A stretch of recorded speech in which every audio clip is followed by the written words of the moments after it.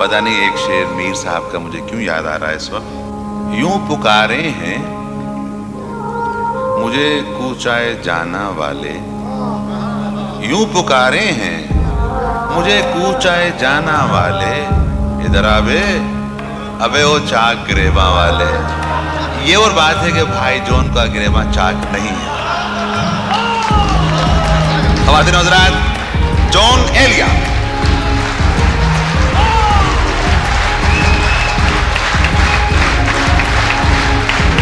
तुम सामी नहीं हो, ये खानवादा है, एक फैमिली है।